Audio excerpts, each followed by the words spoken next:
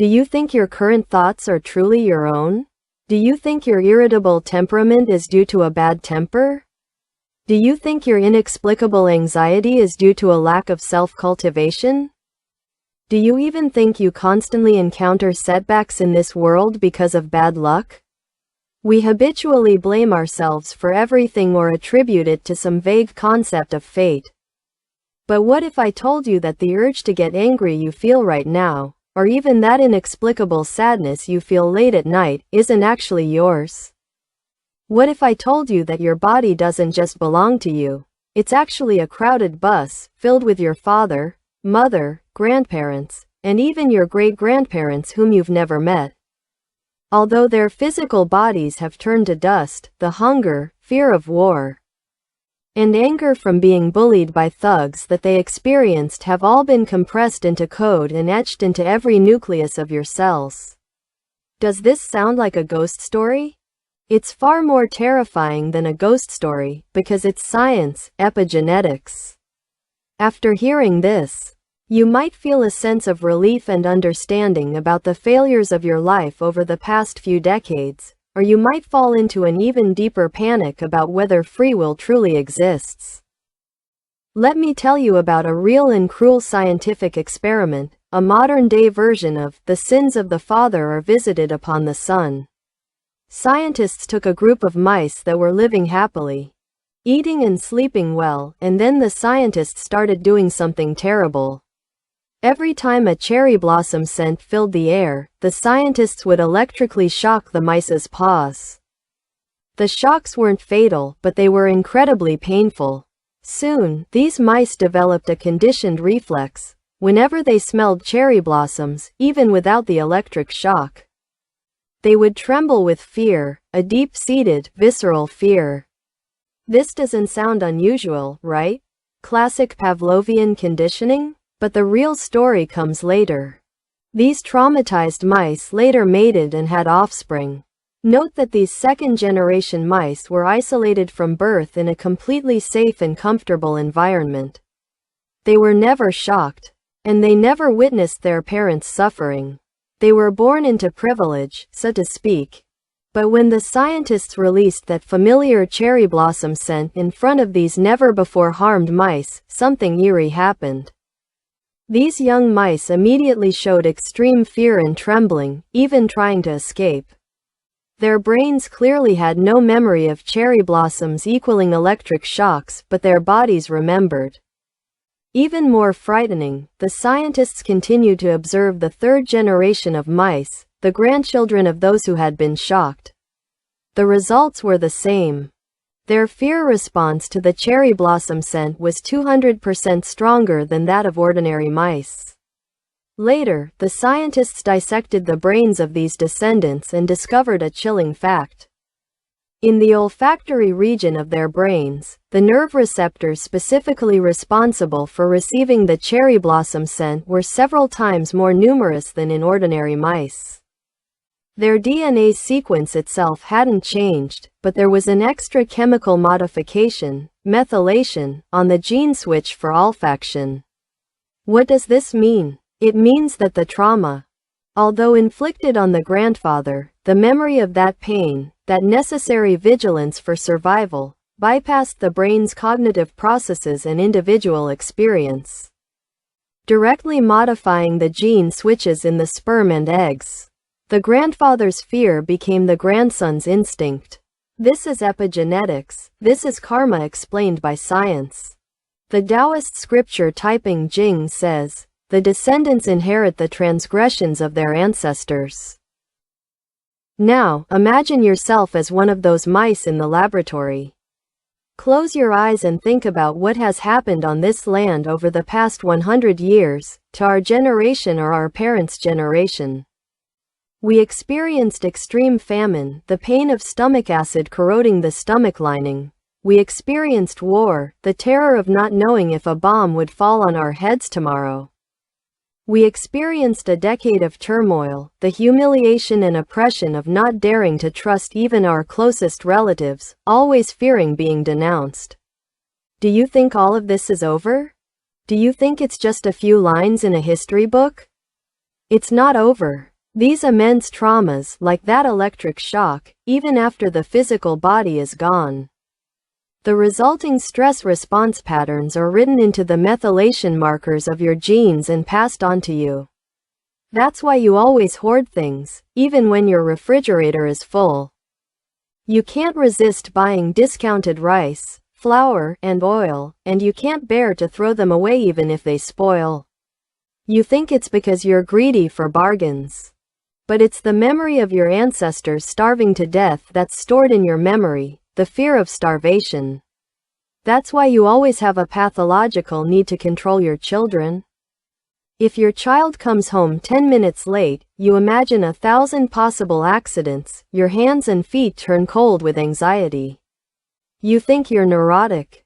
But that's the despair your grandmother felt when she was separated from her family during the war, etched into your amygdala.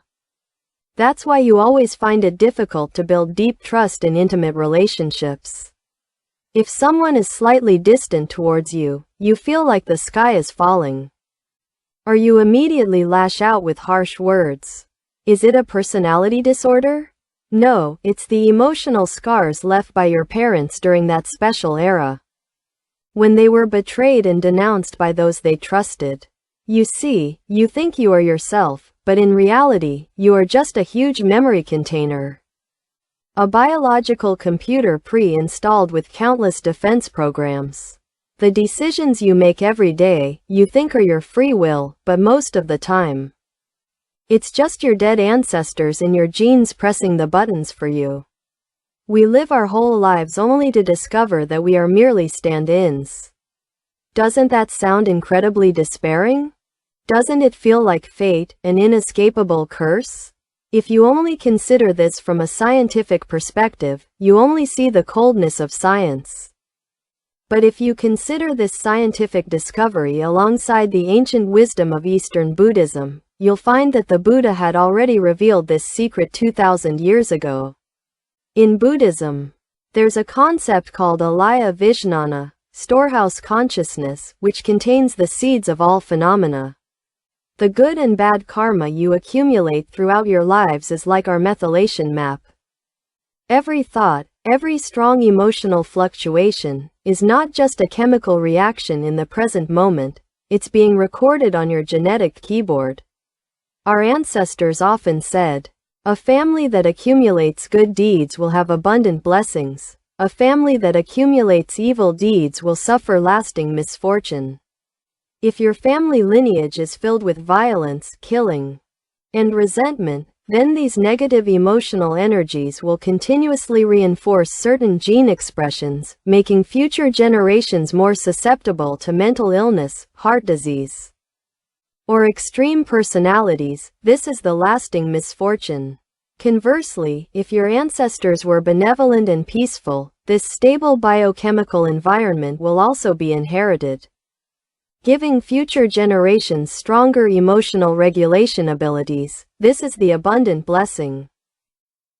Modern psychology and neuroscience have proven that when a person is in a state of deep meditation, prayer, or compassion, their brainwave patterns change, and their body secretes large amounts of beneficial biochemicals such as oxytocin and endorphins, the best gene cleansers.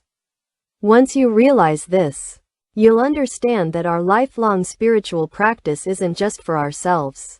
If you're 50 or 60 years old and think your life is set in stone and your personality is unchangeable, you're completely wrong. Your gene expression is dynamic, although the underlying DNA sequence is difficult to change. The epigenetic modifications that control gene expression change with the environment, mindset, and behavior. If you stop complaining today, stop using the vicious language passed down through generations, and stop controlling your children with fear, you are actually doing something monumental. You are breaking the vicious cycle of family karma, tying a knot in your genetic chain, and switching to a new track. This is a biological fact. Because you have awakened, you have corrected the family's system code, and your descendants will no longer automatically run a flawed program. You have broken the baton of fear and replaced it with a baton of compassion. Passing it on. This is true lineage, not passing on a physical legacy, but passing on an undistorted life pattern. But this is incredibly difficult. When your spouse says something hurtful, what is your first reaction? Isn't it true that in that moment of reaction, your brain doesn't even think? It's your genes that are acting. By the time you realize what's happening, the hurtful words have already been spoken, and then you're filled with regret, vowing not to do it again, but the next time it's the same. This is karmic gravity. It's as powerful as the Earth's gravity. Therefore, to fight against this inertia written in your DNA, you need an extremely cold, almost detached awareness. When that nameless anger surges to your head, try doing one thing. Don't suppress it, and don't let it explode. Instead, press a pause button in your mind, even if only for a second. In that pause, say to yourself, that program has started again. This is my grandfather's temper, this isn't me. Just this one sentence. If you can truly realize this, you've won.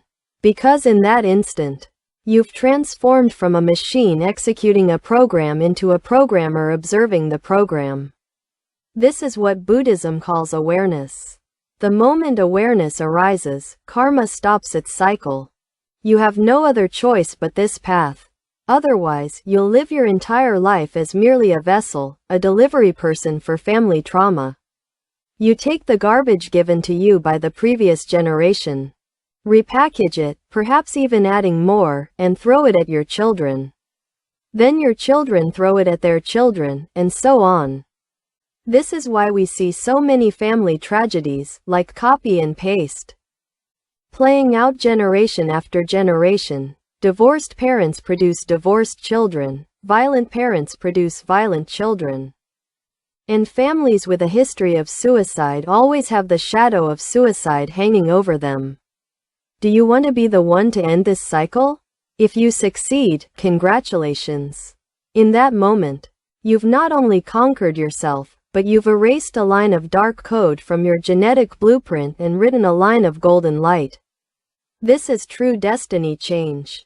Perhaps the meaning of life lies in this escape. If genes are a vast labyrinth, a prison left to you by your ancestors, then your consciousness is the only one who can escape.